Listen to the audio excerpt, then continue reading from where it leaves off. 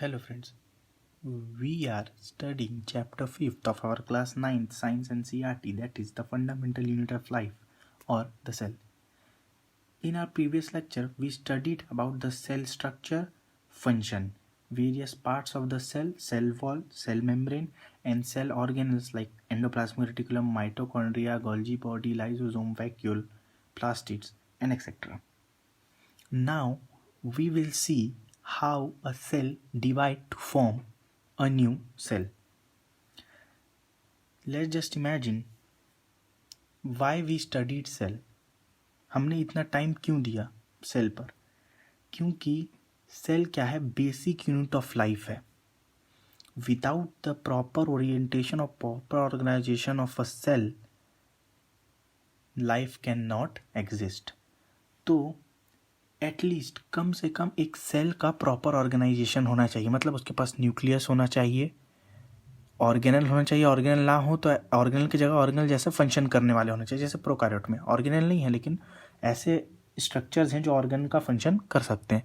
तो सेल क्या है? मिनिमम रिक्वायरमेंट क्या है? सेल है. ठीक है. विदाउट सेल लाइफ नहीं हो सकता. अब सपोज कीजिए जब सबसे पहली बार अर्थ पर लाइफ आया हो, फॉर एग्जाम्पल एक साथ कितने सेल बने हों इवोल्यूशन के दौरान? एक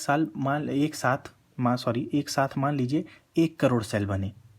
सबसे फर्स्ट टाइम जब लाइफ अर्थ पे आया तो 1 करोड़ सेल बने होंगे.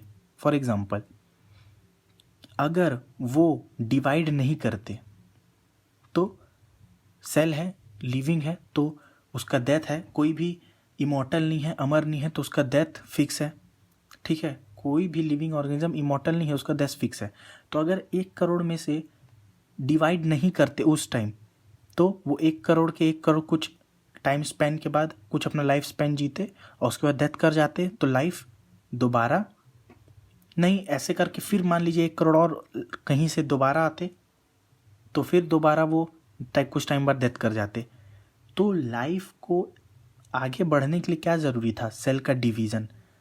तो जैसे 1 करोड़ सेल्स थे, हो सकता है कि 50 लाख ना कर पाए हों डिवाइड, वो इवॉल्व ना कर पाए हों, अच्छे मैकेनिज्म नहीं ला पाए हों डिवाइड के लिए. सिर्फ 10 लाख ही ला पाए हों डिवाइड के लिए. तो वो डिवाइड करके आगे क्या बनाएंगे? 10 लाख से क्या बनेगा? 20 लाख, 20 लाख से 30 लाख, 30 लाख से 40 लाख, 40 लाख से 50 लाख. तो लाइफ को कंटिन्यू रखने के लिए, लाइफ की कंटिन्यूटी के लिए क्या ज़रूरी है? Cell division. ठीक है. तो न्यू सेल्स बनते हैं. सेल डिवीज़न क्या? सेल डिवीज़न मतलब सेल डिवाइड होता है. तो एक सेल डिवाइड होकर क्या बनाता है? 2 सेल, या कभी कभी एक सेल डिवाइड होकर 4 सेल भी बनाते हैं. तो सेल डिवीज़न क्या है? कि process by which new cells are formed. किसी पुराने सेल से नए सेल का बनने को क्या प्रोसेस को क्या बोलते हैं? Cell division. New cells are formed in organism in order to grow, to replace old cells, dead injured cells और टू फॉर्म गैमेट्स. जैसे इन ऑर्डर टू ग्रो करना, ठीक है. ग्रो करने के लिए आप छोटे थे तो आपके बॉडी में सेल का ग्रोथ हुआ, तो आपकी हाइट बढ़ी, बॉडी वेट बढ़ा, सब बढ़ा. क्यों? क्योंकि सेल का ग्रोथ हुआ. कहीं आपको चोट लग गई, ठीक है, तो जो कट आ गया या ब्लीडिंग हुआ, ब्लीडिंग रुक गया थोड़ी देर बाद, फिर जो कट आया वो हील हो गया. क्यों हुआ? क्योंकि वहाँ का जो सेल जो डैमेज हुए थे तो वो उस डैमेज सेल को हटा दिया जाता है और न्यू सेल उसके जगह वो जगह एक्वायर कर लेते हैं.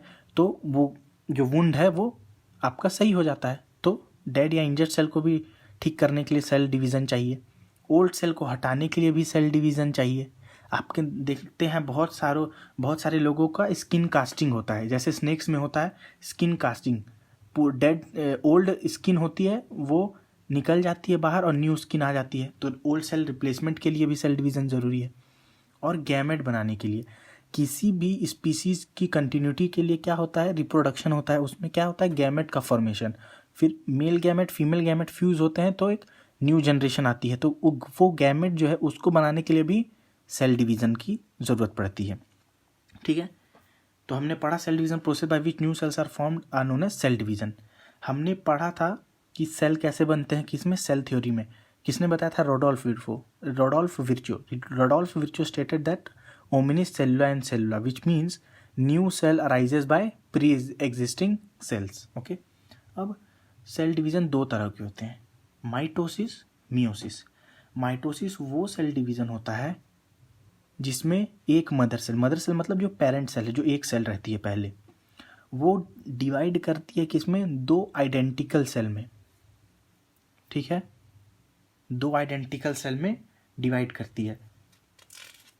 जैसे ये आप NCERT का डायग्राम है, बट टू इलैबोरेट यू और to explain you very clearly I will use other diagram.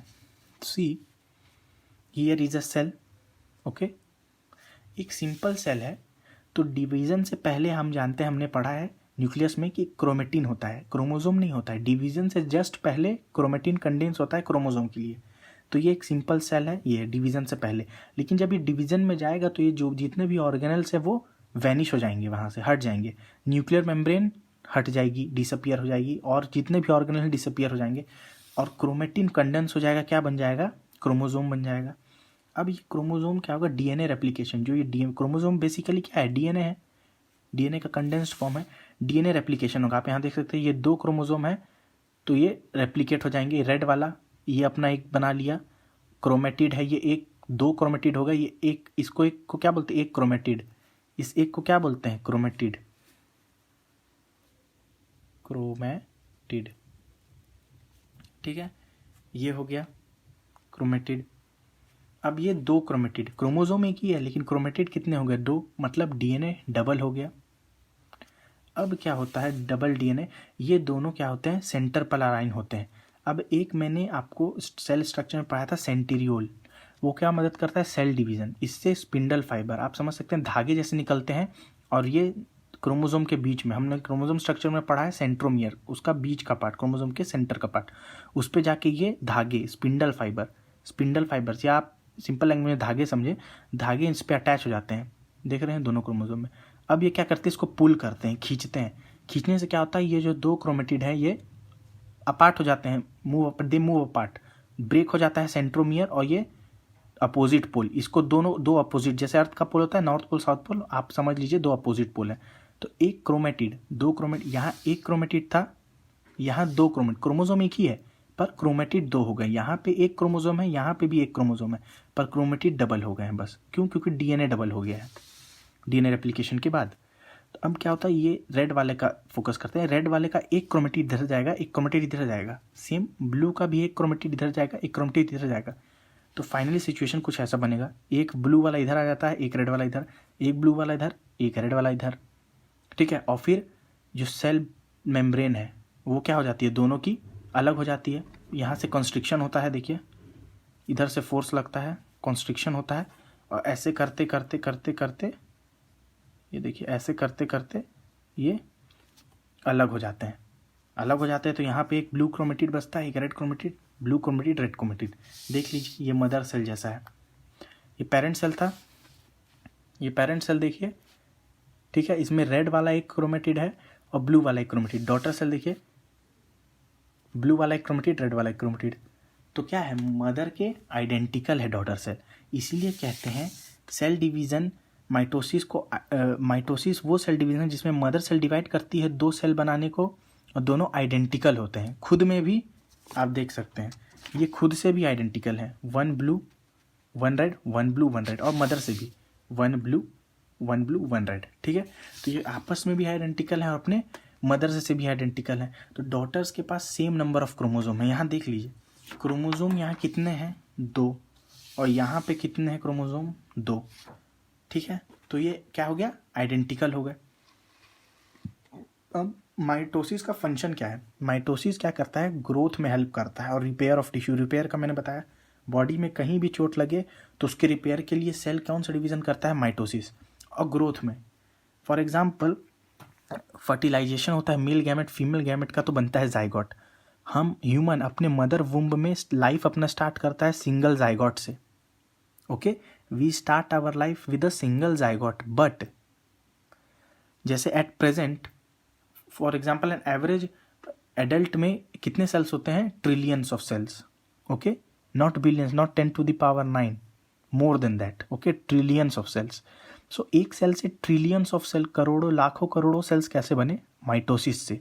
एक सिंपल सेल था जाइगोट, वो डिवाइड हुआ दो सेल में, फिर वो दो सेल वो 4 हुए, 4 सेल 16, 16 से 32, 32 से 64, एंड ऐसे ही एक्सपोनेंशियल बढ़ते बढ़ते एक सिंगल सेल से किस पे चले गए, trillions of cells. So mitosis important है किसी भी ऑर्गेनिज्म को सिंगल सेल से मिलियन बिलियन सेल्स बनाने में और essential life functioning complex organism में परफॉर्म करने के लिए। ये है माइटोसिस। तो माइटोसिस का मेन पॉइंट क्या है कि जो मदर से डॉटर सेल बनते हैं वो मदर से आइडेंटिकल होते हैं, क्रोमोसोम नंबर भी सेम होता है, क्वांटिटेटिवली क्वालिटेटिवली जितने भी ऑर्गेनल्स होते हैं वो भी सब बराबर होते हैं, साइटोप्लाज्म का अमाउंट भी बराबर होता है, सब चीज़ क्वांटिटेटिव, कोई भी क्वांटिटी में भी कमी नहीं होती और क्वालिटी में भी कमी नहीं होती है, दोनों मदर के आइडेंटिकल होते हैं। अब एक और डिवीज़न होता है मियोसिस। माइटोसिस हमने पढ़ लिया। मियोसिस वो डिवीज़न है जिसमें 4 डॉटर सेल बनते हैं, 2 बार डिवीज़न होता है, मियोसिस 1 मियोसिस 2, 4 डॉटर सेल बनते हैं, 2 बार डिवीज़न होता है, चारों अपने आप से भी अलग होते हैं, आपस में भी अलग होते हैं, अपने मदर से भी अलग होते हैं। तो cell division producing 4 daughter cell different from each other as well as from the mother cell. अब मियोसिस होता है स्पेसिफिक सेल्स में। माइटोसिस क्या होता है? माइटोसिस आपके बॉडी के हर सेल में होता है mitosis, but meiosis specific sales में होता है रिप्रोडक्टिव ऑर्गन्स के, वो ऑर्गन्स जो नए स्पीसीज को प्रोड्यूस करेंगे ऑर्गन्स को, और वो किस में होता है मियोसिस? गैमेट फॉर्मेशन में, ठीक है। और वो गैमेट, मेल और फीमेल गैमेट दोनों आपस में फर्टिलाइज करके नए ऑफस्प्रिंग बनाएंगे। तो मियोसिस होता है गैमेट में। मियोसिस क्यों जरूरी है? कंटिन्यूटी ऑफ लाइफ के लिए। क्यों? नए स्पीसीज जैसे ह्यूमन है तो वो क्या प्रोड्यूस करते हैं? ह्यूमन बेबीज, तो उसको प्रोड्यूस करने के लिए मियोसिस जरूरी है। मियोसिस होगा तो गैमेट बनेंगे, वही गैमेट फर्टिलाइज होंगे तो ऑफस्प्रिंग बनेगा। अब मियोसिस में 2 कंसेक्यूटिव डिवीजन होता है।